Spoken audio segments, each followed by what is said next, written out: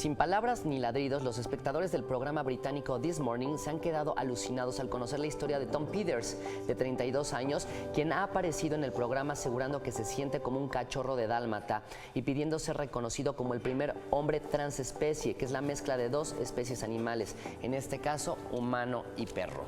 ¿Tú qué opinas? Obviamente estamos en una etapa de inclusión, respetando y tratando, digo, aunque suene un poco chistoso esta anécdota, esta nota, la idea es abrirlo, ponerlo sobre la mesa y comentarlo porque está pasando en alguna parte y no dudemos que suceda también en México. Y tenemos una gran invitada, Diana Zamora, gracias por estar con nosotros, especialista en educación responsable, pero también eres artista y como artista seguramente te toca ver muchas cosas, pero ahorita que incluso tú me propusiste este tema, ¿tú qué opinas? Porque obviamente a veces siento que estamos ya confundidos con tanta diversidad y yo como comunicador, como docente, pues a veces quiero ser incluyente, pero hay cosas que me saltan a la vista y ya no sé hasta dónde es el margen de lo que sí, de lo que no. Claro, Rodrigo, pues muchas gracias por tomar en cuenta el tema.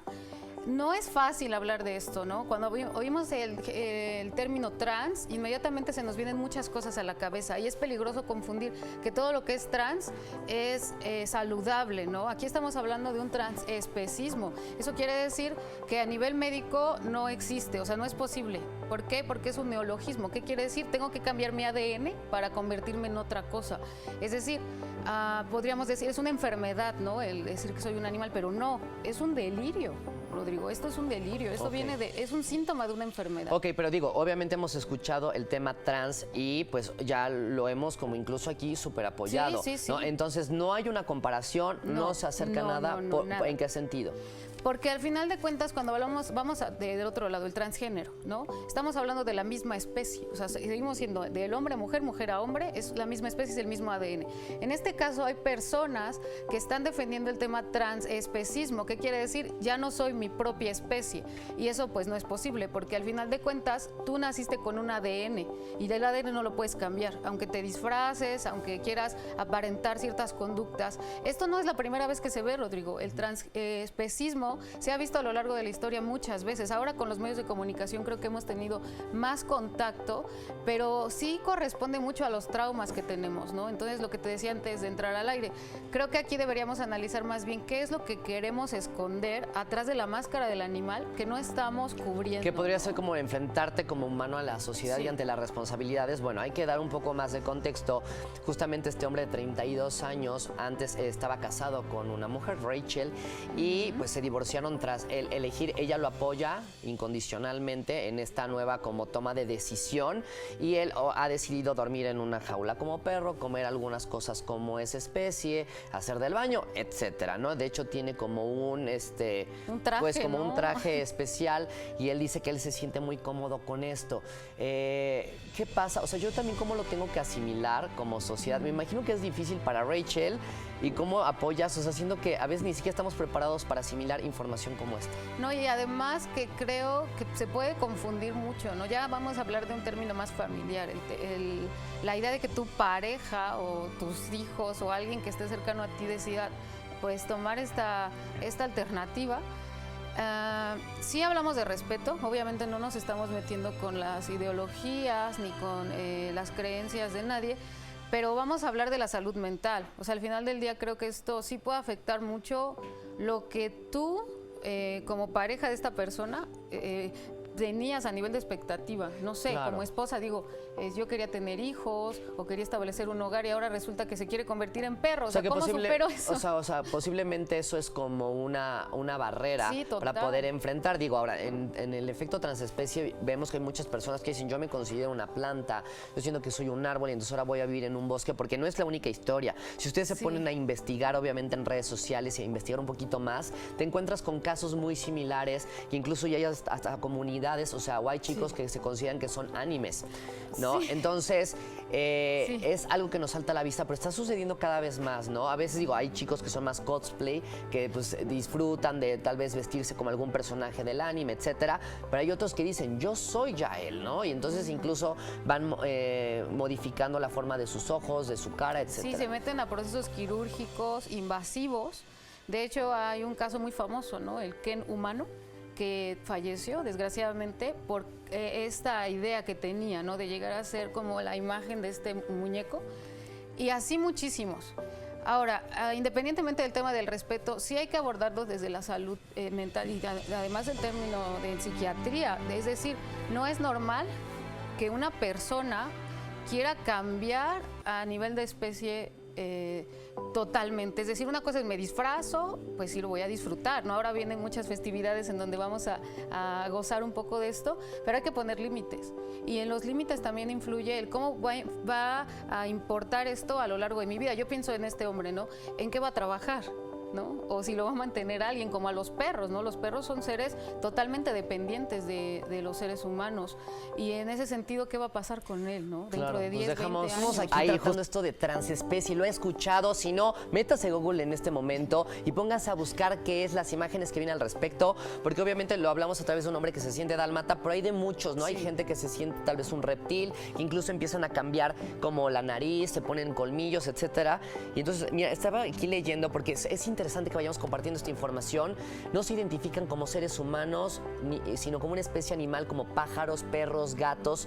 Se visten y actúan como diferentes especies. O sea, yo sé que es algo que nos salta de la realidad, pero ¿cómo le explico a mis hijos esto? Porque eso es lo más importante que hacemos en el programa. No queremos rechazar las ideas ajenas a la mía, ni ser racistas con el pensamiento o excluyentes. ¿Cómo le explico esto a mis hijos? Estamos hablando de un tema de derechos al final, ¿no? Derechos humanos y en este caso de derechos animales.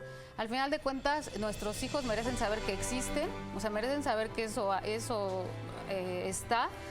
Y al igual que otras cosas, pues debemos tener un límite también en el tema del respeto, ¿no? O sea, una cosa es que lo acepte o lo tolere y otra cosa es que lo respete, ¿no? O sea, aunque no esté de acuerdo, tengo que respetar, eso es importante y eso se inculca desde la casa, ¿no?